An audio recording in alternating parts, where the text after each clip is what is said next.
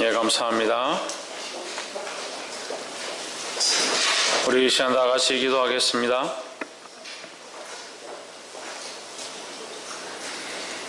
살아계신 하나님, 주님 앞에 나와 예배하며 주의 거룩의 말씀을 함께 나누게 하심을 감사합니다. 육신이 피곤하여 하지 못하는 것들을 성령께서 붙잡아 주셔서 주님 앞에 온전히 나아가도록 도와주시옵소서. 우리의 연약함을 아시오니 주께서 충만함을 이르게 하시고 이 기쁜 소식을 들음으로 하나님 앞에 온전히 영광 돌릴 수 있도록 간섭하여 주시옵소서.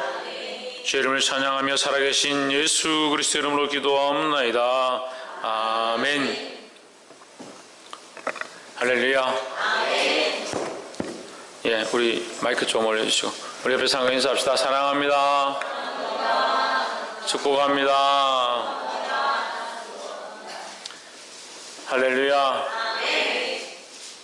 우리 말씀의 제목 읽읍시다. 시작. 비치시는 주의 영광. 목자들이 밤에 밖에서 들에서 양을 치고 있었는데 그 밤에 갑자기 주의 영광이 저희를 두루비침에 크게 무서워하는 그런 상황이 생겼습니다. 구절을 한번 보십시오. 뭐가 비쳤느냐? 주의 영광이 비쳤다라는 거야. 할렐루야. 주의 영광이 비치는데 어떻게 비치냐? 두루 비쳤다. 두루라는, 여기서 두루라는 말은 한글로 썼기 때문에 두루지만, 예, 비쳤다. 어떻게 비쳤냐? 두루 비쳤다. 두루라는 것은 구석구석 비쳤다는 거죠. 예, 빛이 구석구석 비추기는 어렵죠. 한쪽만 비치죠. 반대쪽엔 그림자가 생기게 되어 있습니다. 세상의 빛이 아니다라는 거죠. 하나님의 영광이 드러나면 하나님의 영광이 비치면 우리의 모든 것이 드러나게 되어 있다라는 거예요. 주의 영광과 그 비침 앞에 모든 것이 비춰지기를 주의 이름으로 축복합니다.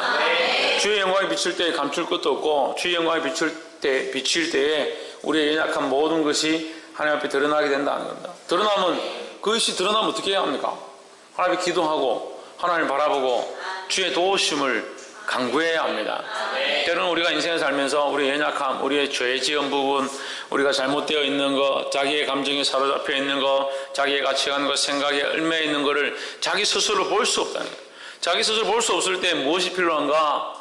주의 영광의 비추임이 필요한 거예요. 그래서 말씀을 듣고 하나님의 영광을 발견하고 하나님의 뜻을 발견할 때 나의 연약을 보게 되는 거예요. 내가 내 스스로 볼 수 없는 것을 주의 영광을 통해서, 주의 인도하심을 통해서, 주의 말씀을 통해서 보게 될 때에 두려워할 필요가 없다는 겁니다. 할렐루야.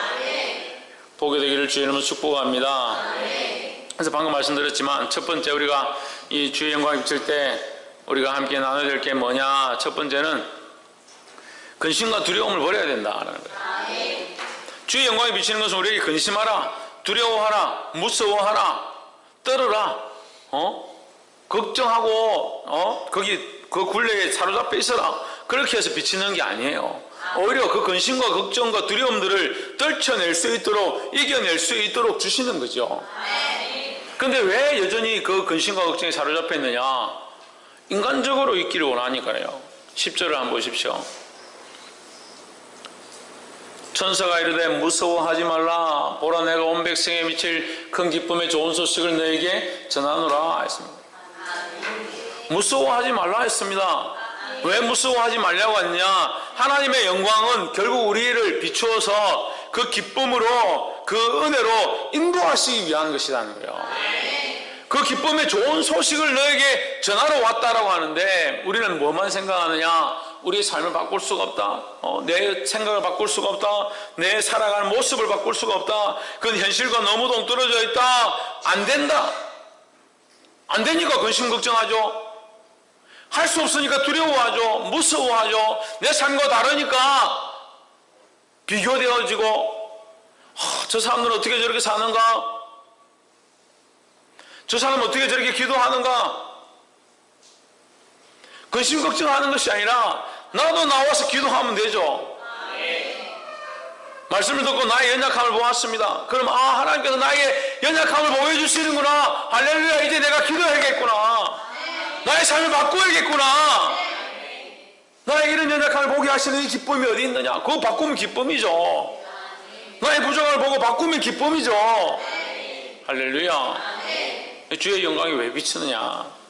우리에게 근심 걱정하라고 비치는 것이 아니다라는 거예요. 주의 사랑이 우리에게 왜 주의 사랑을 보여주시느냐? 그 사랑을 통해서 우리의 연약함을 깨달으라 보여주시죠. 그런데 결국의 목적은 연약함을 깨닫는 것에 있는 것이 아닙니다. 연약함을 깨닫고 어떻게 하라고? 주의 사랑에 들어가라고요. 그러니까 슬픔과 근심과 걱정이 오는 것은 나의 연약함으로 말미암은 것이지 주의 영광이 비쳐서 우리를 그 근심과 걱정으로 밀어넣는 것이 아니라는 거예요. 주의 영광과 주의 말씀과 주의 뜻이 우리에게 비칠 때에 우리의 연약함을 보게 된다면 회개하고 돌이키고 바꾸고 하나님 앞에 나아가면 되는 거예요. 할렐루야. 그래서 주님 앞에 나아감으로 이 기쁨의 좋은 소식이 되기를 주의 이름으로 축복합니다. 그래서 이 소식이 바뀐 게 아니죠. 소식이 2개, 3개, 4개, 5개가 되어서 우리가 바뀐 게 아니에요. 그런 게 아니라 말씀은 여전히 하나라는 거예요. 좋은 소식이고 기쁜 소식 하나라는 겁니다. 우리가 이 말씀을 들을 때 근심과 걱정이 내 안에 있는 거지. 주의 말씀은 기쁨이라는 거예요. 할렐루야. 2번째로 주의 영광이 우리에게 비칠 때 우리가 무엇을 알게 되는가? 예수 그리스도를 알게 된다라는 거예요. 11절에 오늘날 다윗의 동네에 너희를 위하여 구주가 나셨으니 곧 그리스도 주시니라 했습니다. 다윗의 동네에 너희를 위하여 구주가 나셨으니 예수님 오신 이유가 뭐다? 누구를 위한 것이다? 너희를 위한 것이다. 서건태 누구를 위한 것이다? 우리를 위한 것이다 하는 거예요. 나를 위한 것이다 하는 거예요. 나를 위하여 구주가 나셨다 하는 거예요. 누가 나셨냐? 구세주가 나셨다. 구원자가 오셨다라는 거예요. 곧 그리스도 주시니라 했습니다. 그리스도는 뭐냐? 기름 부음을 받은 자다. 기름을 부음 받았다. 기름을 왜 부었느냐? 기름을 왜 부었습니까? 거룩한 감람유를 붓습니다. 거룩한 감람유를 왜 붓습니까? 하나님의 나무라고 하는 감람유에서 그 기름을 짜서 머리에 붓습니다. 왜 붓습니까? 예? 세우기 위해서?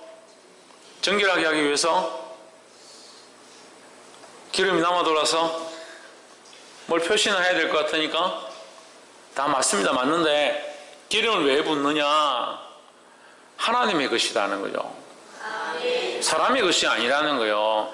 기름을 부은 자들은 다윗을 기름을 부었습니다. 다윗아 너는 이제 이 기름을 부었으므로 이 안수했으므로 너는 이제 누구의 것이냐? 하나님의 것이라는 거예요. 그러니까 이제 하나님의 것이 되었으니까 사람의 목적으로 사람을 위하여 자기의 가치관과 자기의 감정과 자기 생각에 얽매여 있는 삶을 사는 것이 아니라 하나님을 위한 삶이 되어야 되는 거예요. 그리스도는 뭐냐? 하나님의 것이라는 거예요. 하나님의 것. 그럼 그리스도가 오셔서 뭘 하느냐? 하나님의 일을 한다는 겁니다. 그리스도가 오셔서 뭘 하느냐? 하나님의 사랑을 전하고 하나님의 구원을 전하고 하나님의 복음을 전하는 겁니다. 할렐루야. 그러니까 다윗의 동네 너희를 위하여 구주가 나셨으니 곧 그리스도 주시니라. 그 그리스도는 하나님의 사람이라는 거죠. 그러니까 하나님의 사람이고 하나님의 아들이고 그분이 오셔서 우리를 구원하여 주신다라는 거예요. 그러니까 우리는 누구를 알아야 되냐? 이 예수 그리스도를 알아야 되는 거예요. 할렐루야. 또한 기름 부었다는 건 뭐냐? 세상과 같지 않다는 거예요. 세상과 같지 않다. 방금 구별이라 얘기했는데 세상과 같지 않다. 이 세상의 법들과 같지 않다. 이 세상의 법칙과 같지 않고 이 세상 사람들과 같지 않다는 거예요.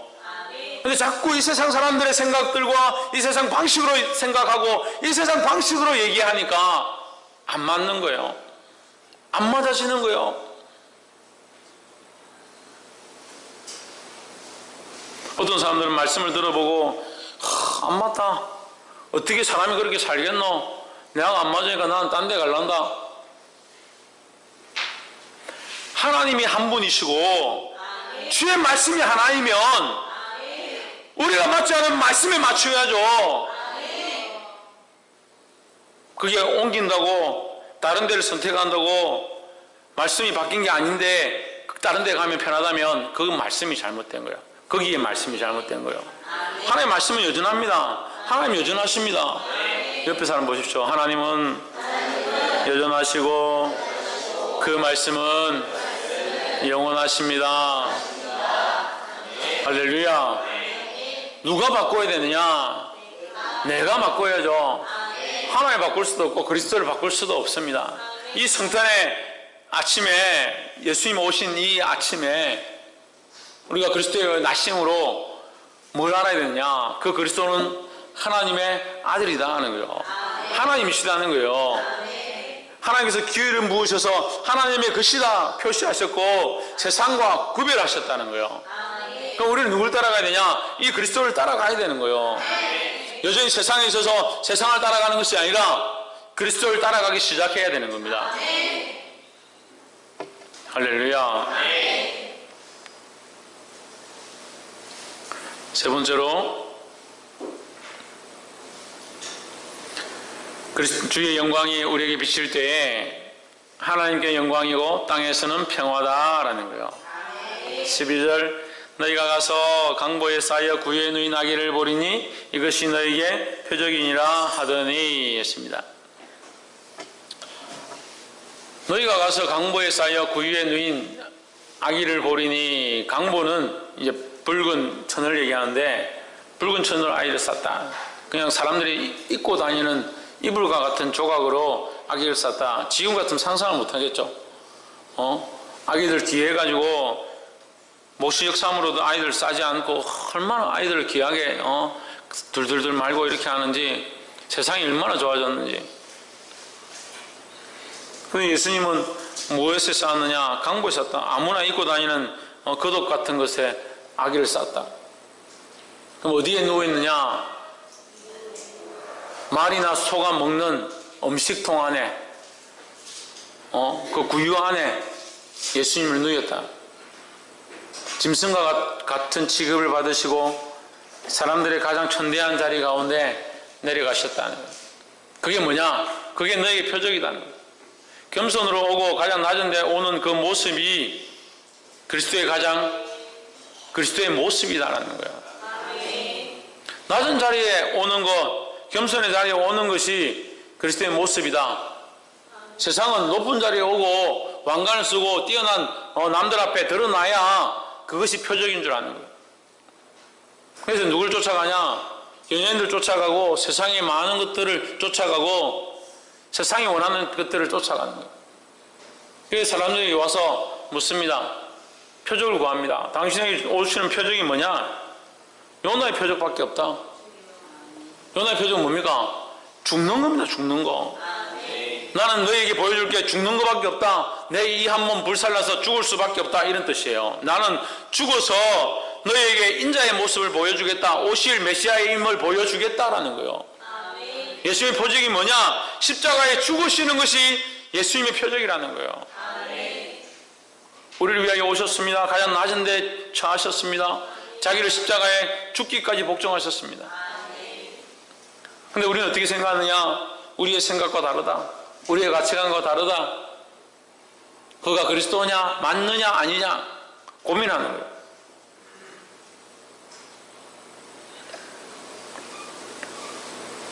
진리를 따라가고 말씀을 따라가고 그리스도의 가신 길을 따라가야 하는데, 많은 사람들이 십자가의 길을 가기 싫어하고 하나님의 말씀을 따라가기 싫어하는 거예요.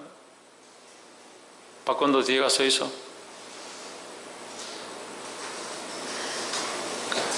이 표적이 뭐냐?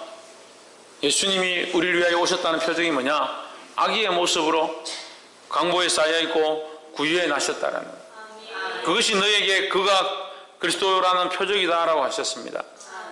많은 사람들이 좋은 곳에 있을 수 있었습니다. 하지만 예수님은 구유에 있었다는 거예요. 여러분, 겸손을 힘쓰시기 바랍니다. 근데 교회 안에서 겸손하면요, 이 교회 안에 있는 사람들이 더 핍박을 하는 거예요. 세상에 겸손하면요, 오히려 더 인정해 줍니다. 그게 참 힘들어요.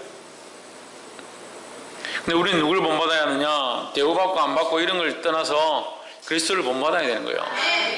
13절에 홀련히 수많은 천군이 그 천사들과 함께 있어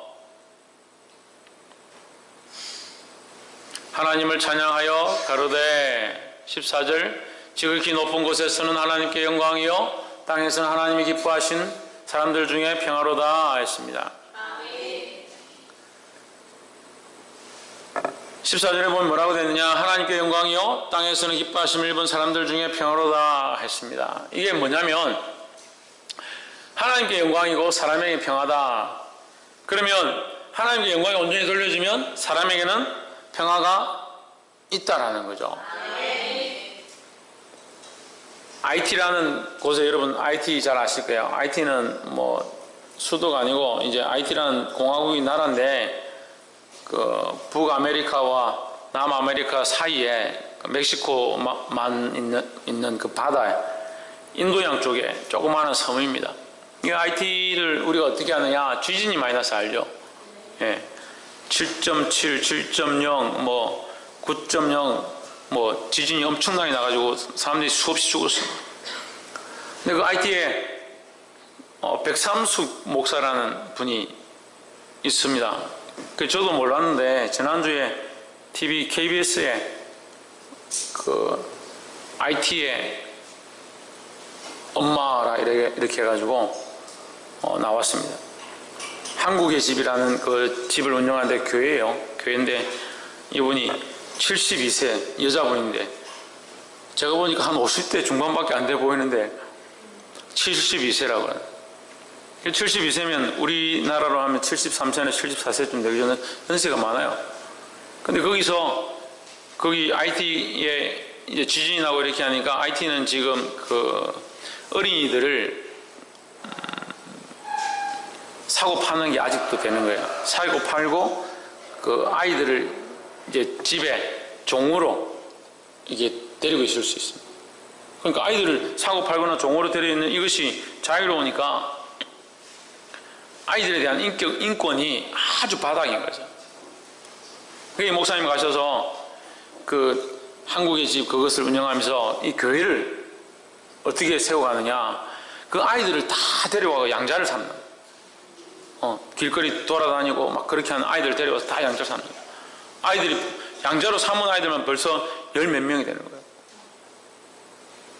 근데 여기는 법이 없으니까 아이들이 예를 들어서 그 가난하고 지진하고 굶어 죽고 이렇게 하니까 도둑질을 잘하는 거예요. 빵이라도 한 개 훔치다가 잡혔다.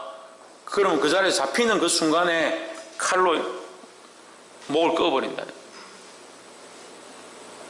법이 없으니까 특별히 절도에 대해서 가난하니까 절도를 엄하게 다루는 거예요. 그럼 그렇게 해도 처벌 안 받는 거예요. 아이들이나 누가 이렇게 절도를 하다가 이렇게 하면 법도 없고 나라가 엉망이잖아요. 거기 가서 교회를 세우고 한국의 집이라고 이름을 붙이고 거기에 수많은 아이들을 데리고 이 봉사를 하는 거예요. 거기 이제 한 아이가 이제 도벽이 있어가지고 그 아이가 자꾸 물건을 훔치니까 어쩔 수 없이 그 아이를 이제 따로 이제 고아원 같은 데를 따로 보냈습니다. 한 번씩 이제 매달 가가지고 그 아이를 보고 얼마나 우는지 TV에서 찬양을 하고 이런 것이 나오는 것도 제가 감격스러웠고, 기도하고 아이들이 막 그렇게 하는 게 그냥 영상 그대로 다 나오는 게, 보통 이제 뭐 하나님 이렇게 하면 지우고 뭐 하느님 이렇게 바꾸고 하는데 그대로 하나님이 나오고 예수님이 다 나오고 그렇게 영상 나오는데 별로 없는데 지난주 딱 나오는 거예요. 너무 TV를 보면서 감격스럽고 은혜를 받고 있는데, 그분이 가서 그 아이, 그 도벽 많은 그 아이, 우리 같으면 아무 가치도 없는 그 IT 같으면 특별히 사람에 대한 생명의 존중감이 없어서 버릴 수도 있는 그런 아이를 늘 면회를 가서 그 아이를 붙잡고 울면서 네가 이것을 끊지 못해서 이렇게 있지 않느냐, 왜 이렇게 하느냐, 이것을 좀 버려라, 네 습관과 네 세상에 하던 것들과 네 감정과 네 생각들 좀 버려라. 그렇게 하면서 펑펑 우는 거예요. 72세나 되신 그 할머니가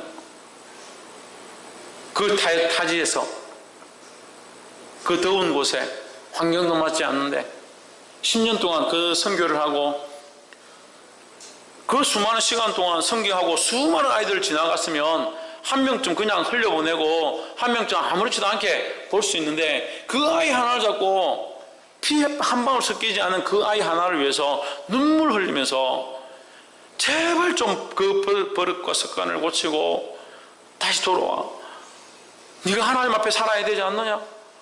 그 눈물 흘리는 모습을 보면서 저하고 사모님하고 보다 울었어요. 우리가 목회를 하는 것이 이런 마음으로 해야 되지 않느냐? 우리가 이 마음을 또한 성도들한테 가르쳐야 되지 않느냐? 우리가 이 마음과 이 사랑으로 한 영혼을 돌아봐야 되지 않느냐? 주님께서 오늘 이 땅에 오신 날을 기념한다면 이 성탄의 아침에 우리가 무엇을 생각해야 하는가? 자기의 자존감들이 높았어요. 나 같은 인간을 위해서 주님 오셨다면 좀 잘 비유가 안 되는 거예요. 근데 헐벗고 가난한 사람을 위해서 오셨다 이렇게 하면 잘 이해가 돼요. 근데 나 같은 사람들을 위해서 오셨고 가난하고 헐벗는 자들을 위해서도 오셨습니다. 주님께서 우리를 위하여 피 흘리시며 죽으셨음을 기억하시기를 주의 이름으로 축복합니다. 이 말씀을 기억하고 우리 또한 하나님의 영광을 위해서 살 때에 사람들에게 평화를 전할 수 있다는 거예요. 자기 영광을 구하고 자기 기쁨을 구하면 하나님의 은혜로 많은 사람들이 평화를 얻기 어렵다는 겁니다. 근데 수많은 사람들은 평화를 얻기 원하고 기쁨을 얻기 원하고 즐기기 원하고 자기 즐거움을 쫓아가는 거예요. 그러니까 참 평화가 없고 참 기쁨이 없고 참 즐거움이 없는 겁니다. 우린 뭘 쫓아가야 되냐?